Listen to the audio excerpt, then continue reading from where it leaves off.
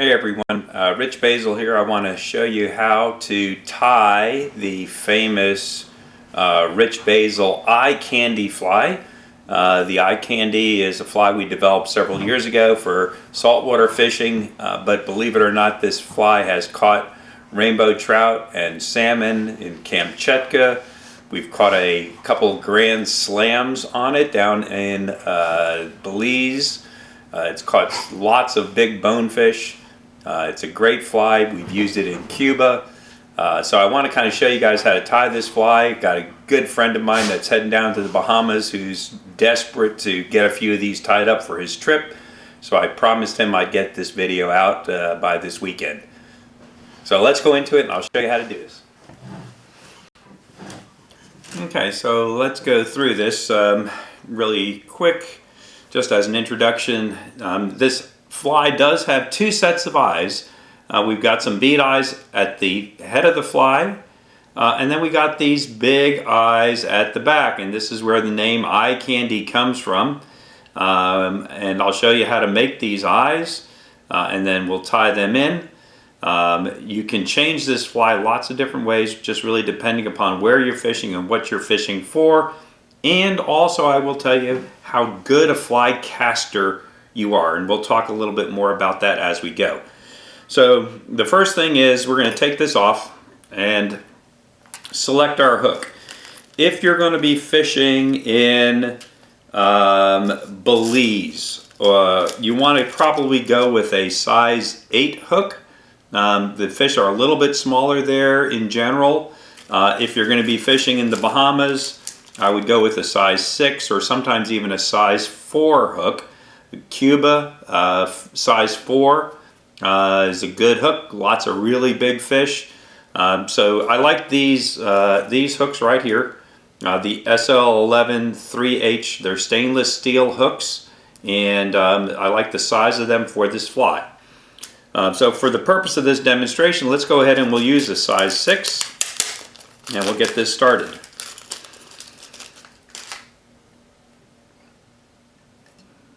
Pop this in our vise, and we'll go ahead and get some line started. And I like for this just kind of an olive color or a brown a thread, excuse me. You want a relatively sturdy thread. This is a 140 denier. You can even use 210. Anything lighter tends to break easy, so I kind of like these lighter colors for this fly. So the first thing we're going to do is get the thread on, just get it started, and then we'll tie in this little bead head just like traditionally. So we're going to start here. Kind of give yourself a little room between the eye of the hook and your bead head, and just do some figure 8 wraps, kind of getting this going. Lock this in place, nothing fancy.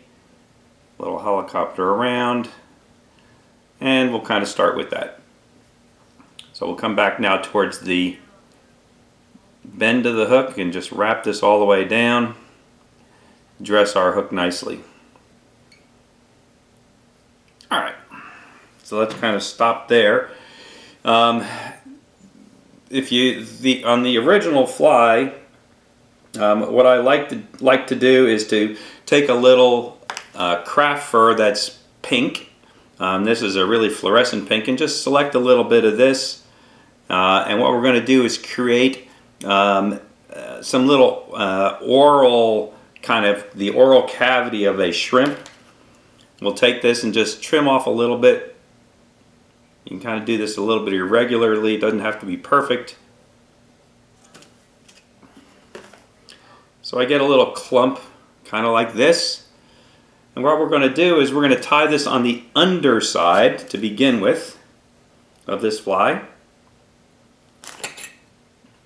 So what I'm going to do is rotate this around.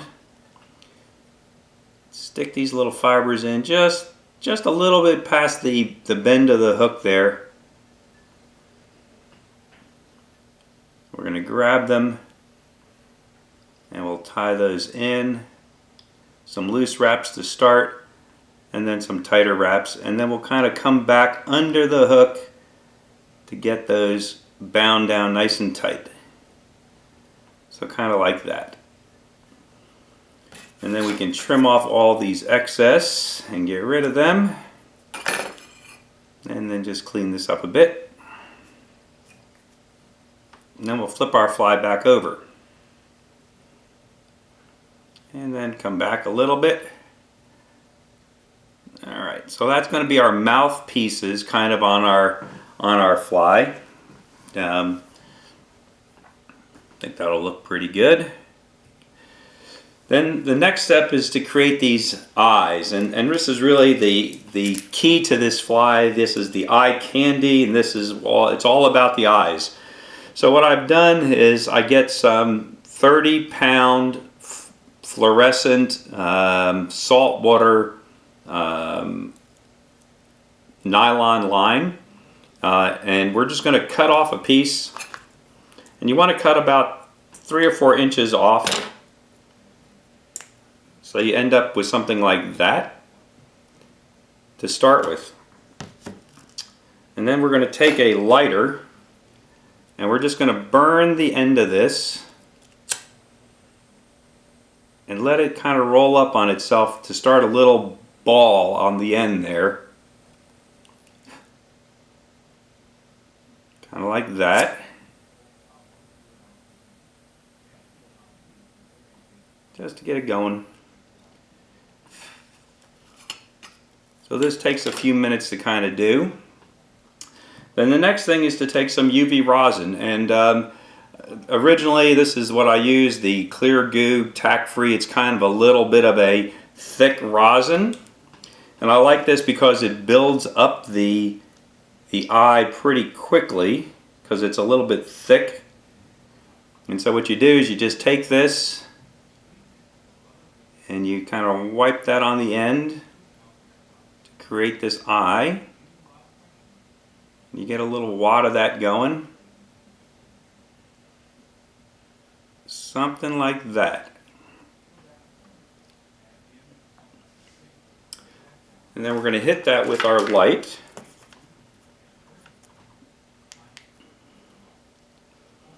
And you can see how that fluoresces also. And again, if you believe in fluorescence, underwater, the eye candy with that, with these eyes, the stems on the eyes do fluoresce really nicely. So we're going to just hit that really quick. All right. And then what I do is I take a black Sharpie Big Magic marker, and we're going to color this eye black. So just kind of go all the way around, color it nice and black.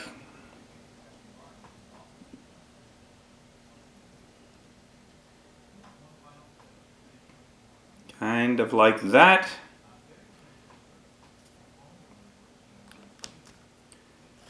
And then we'll put another layer of that clear goo on, and this creates a really cool looking eye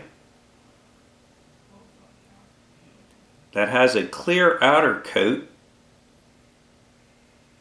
and the eyeball is inside.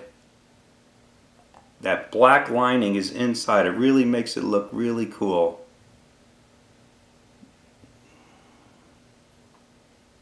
So try and get this on. You gotta kind of let it really goop on.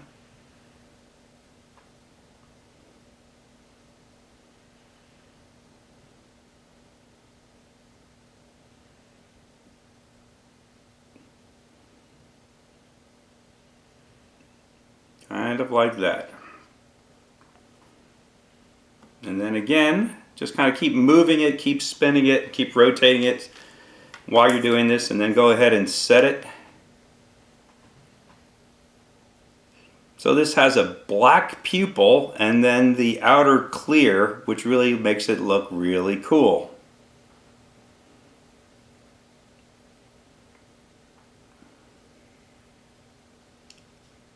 And just kind of rotate that around. Hopefully you guys can see that, what we're doing, setting that eye. I go a little bit long here because that's a lot of rosin there that's on there. It's pretty thick. That should be about good. And then last thing I do is I take a little bit of clear, and you can use the Loon Clear. It's just a lot thinner. Originally, Clear Goo made this Clear Goo Hydro, which it's just a thinner version of these rosins, and it's less tacky and it's less sticky because I don't want stuff sticking to it. So we're just going to put a really light layer on there, just so that it's not as sticky. And it doesn't really add any bulk. This is just kind of creating a really shiny, kind of wet look to it. And again, then we'll go ahead and set this. And there's one of our eyes.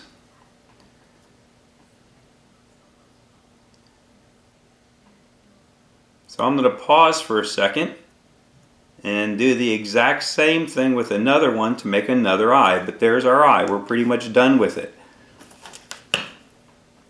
Okay, so I've got my two eyes now. And when I tie these, I tie them up probably 12 at a time, something like that. I just sit down and make eyes one evening and watch TV while I'm making them. And then once I have a whole bunch of eyes, then I'll sit down and tie the flies for the trip. Because they're a little bit of a pain to make on, I understand that, but they're cheap and they really look great. These two aren't perfectly the same size. I don't think the fish really care. When I tie a whole bunch, then I'll try and match them up a little bit better so that the eyes are about the same size on all these. So then we're going to just tie these in. And you can tie them in individually one at a time. You can tie them in both at the same time. And what I'm going to do is just kind of grab them here, and we're going to put them on either side of the hook. Kind of like this. Take a couple of loose wraps just to kind of get it held in place. And then we're going to reposition these so that they're kind of facing up just a little bit. There's a natural curve to the monofilament, and if you use that curve to your advantage, you can then get these positioned kind of the way you want to. So you want them not widely spaced, but you don't want them perfectly together. And then the other thing is the length of the eye is really important. The length of the eye that you produce, if you want a really long eye, obviously leave it long, but be aware that when you start casting this fly, if you are a beginner caster, I would recommend shortening up the eyes to about where the end of the pink oral elements are. If you're a more advanced caster, leave these a little bit longer. I think it works better from a fish attraction standpoint. But if you don't wait on your back cast and you start too soon, all these elements are going to start wrapping around and they'll wrap around the hook. So you just got to be really good. If you're a good caster, leave them long. You'll catch more fish. And it really does make a difference in work.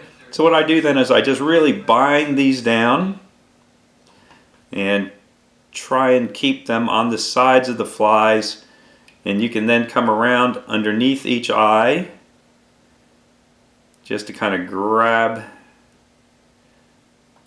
those elements underneath, wrap over the top, and get those eyes tied in really tight. You can come back up here a bit, keep wrapping tight, and then we can go ahead and trim off these ends. Take some sharp scissors, use the butts because it's hard to cut this monofilament, and then you can just finish this up.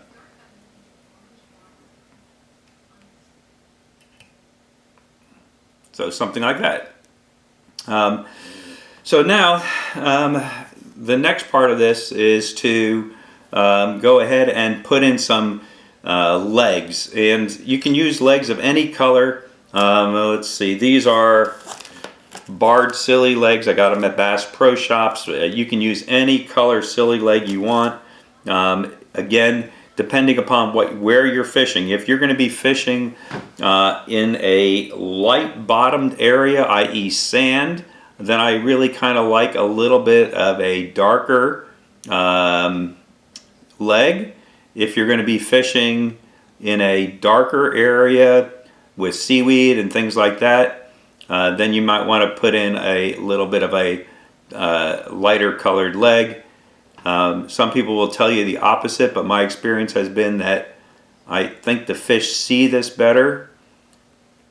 So we're just going to tie in a set of legs there in the back. We'll leave them long for now. We can always make them shorter.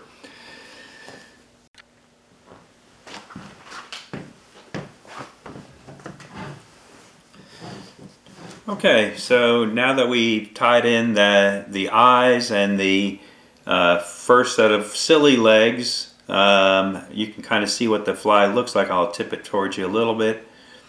The next step is kind of an elective step. You don't have to do it if you don't want. But what I do is take some crystal flash. And again, you can use any color crystal flash you want. This is a black color or dark color. We're going to create some antenna.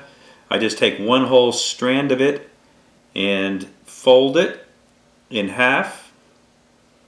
And then we fold it in half again. So basically you got four little antenna. And we're just going to lay that right here on top. And squeeze it on either side and just tie that in also. Now for those of you internet people that are really observant, you'll notice that this fly that we're tying right now looks a little different than the one I was tying just a few minutes ago. And that's because I actually finished that fly without tying in these antennae. I kind of forgot that we sometimes do this. And again, these antennae add to the attractiveness of this fly, especially when it's just sitting there on the sand. And it attracts the bonefish from quite a distance away. But again, you got to be really careful that you're a good caster and don't come back on your forward cast too soon. These elements have to lay out all the way on your back cast before you start your forward cast, otherwise they will tangle. Now granted, you can cut these a lot shorter. I usually cut these a couple inches long, and then if I'm tangling, I can always shorten them up a little bit. Alright, so the next step is to tie in the hood on top, and I use for this let's see if I've got it here. Yeah, some pseudo hair, and this is by Hairline. Originally, I used sculpin wool in white or cream color, and that was really ideal. I really like this, but you see how these already come kind of in these little wisps, and I take one of these wisps that we're going to use, and we're going to use that just to create our little hood on top. So cut off a piece. If you can get that sculpin wool, it really works, I think, better. I like the little wispy ends on this that it creates. And you want to lay this about so that the ends of these stick past the eyes, kind of like that. And again, we're going to put this on top, and we're going to put a couple loose wraps and then tie it down pretty tight. And we'll come forward, something like that, and we'll trim this off.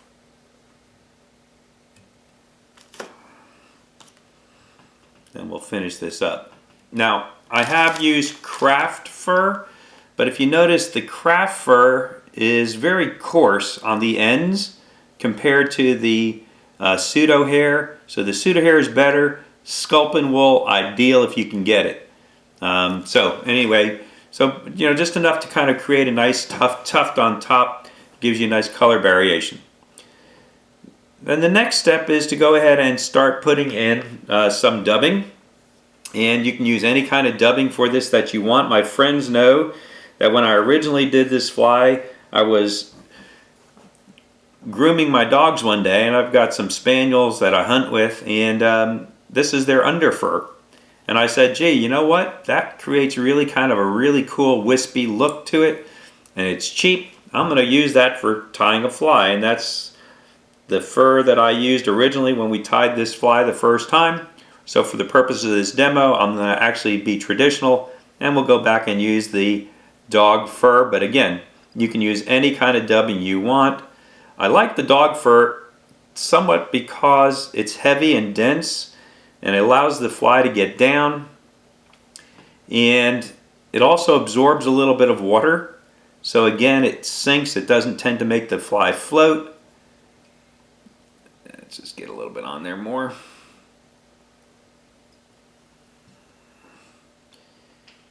And the thickness of the body here is kind of a little bit dependent upon you, how thick you want to make it. So we're going to kind of stop there. Then we're going to tie in some more legs. And the way to do these legs is to take a piece, lay it along the side, kind of 1 or 2 wraps to tie it in, position it, and then come forward with your wraps, and again position it where you want it.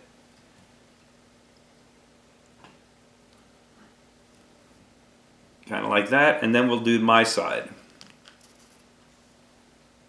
And again, I start at the front this time, and come back. Kind of like that. So we got all our legs in, position them about where we want it, and then we just need to finish dubbing out this fly, and we're pretty much done. So I'll get some more dubbing.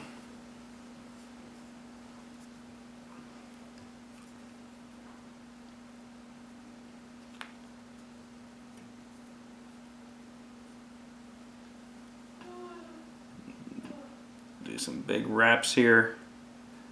Get those legs trapped where I want them.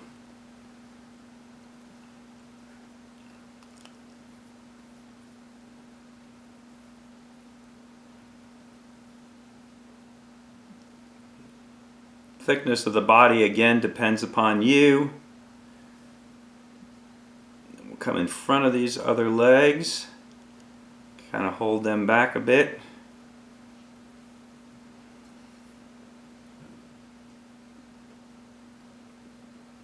Dub that up. Just need a little bit more dubbing here, just to kind of finish out the head of this fly.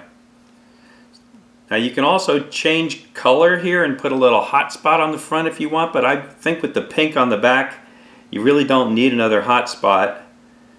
Well, let's just do this, and we'll finish this guy up. Wrap that way. Build up a little bit behind the head. I don't mind those little wispy ends. And then in the front, we're just going to create a little nose.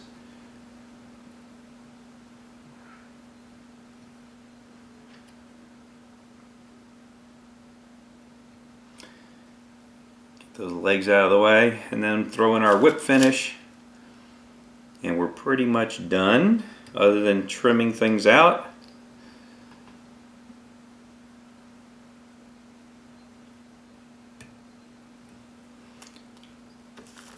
Now you can obviously put a little drop of head cement on there, cement that out. You can get rid of a few of these little flyers that are on there.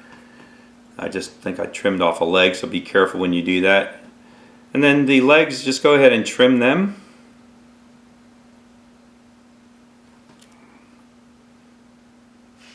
The front ones I kind of leave a little short, and these back ones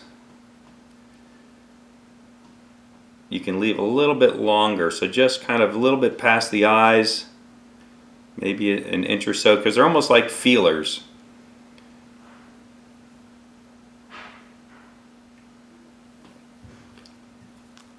Alright, so there's pretty much the fly. And again, the big elements on this fly are these back eyes. I mean, they really, I think, are the key to this fly. They really attract the fish. They see them, that pupil in there kind of embedded into that rosin really makes it cool. And I think that this fly really works. We've used it for catching permit several different places. We got a Grand Slam. Actually, we got 2 Grand Slams on it down in Belize. We've caught lots of big bonefish over in the Bahamas. We've used it down in Cuba to catch both permit and big bonefish. I've tied smaller versions of it, and then we actually caught trout with this. We caught trout on it here in the local rivers in North Carolina. I took it over to Kamchatka. We caught both trout and salmon on it over in Kamchatka. I've used it down in Argentina and caught brown trout down there. So it's really kind of a cool fly. You can use it and tie this in lots of different sizes. Again, big fish, big fly. Let's go ahead and give this a try. You can change up the colors on this. There's nothing magical about it. You can change up the dubbing. But I do like the little pink oral cavity for the mouthpiece there. I do like the little antenna. I do think they help. But this fly moves just sitting there in the water. You lay this on the bottom and it works great. Oh, weighting. Again, I put on small bead eyes or a medium bead eyes. You can put large bead eyes. You can put lead eyes if you really need to get down. You can add some lead weight to the base of this if you want to kind of really make the fly get down if you're fishing for permit in deep water. You can put a weed guard on. So we tried this fly actually down in Belize recently to catch some big permit, and I had a lot of takes. I had a lot of fish that were actively chasing the fly, and the fly would get hooked up on the coral head right as the fish was taking it. And we lost a lot because of that. So next time I go down to Belize, I'm going to tie a nice weed guard on here, prevent that from happening, and I think that would fix that problem. So anyway, great fly. Give it a try. Fun to cast. Fun to tie. You got to be careful casting though, because all these elements will twist around if you come back too soon on your cast. But if you're a good caster, you can tie these elements nice and long. If you're not a good caster, tie the elements all a little bit shorter and it'll still work great for you. I hope you enjoyed that.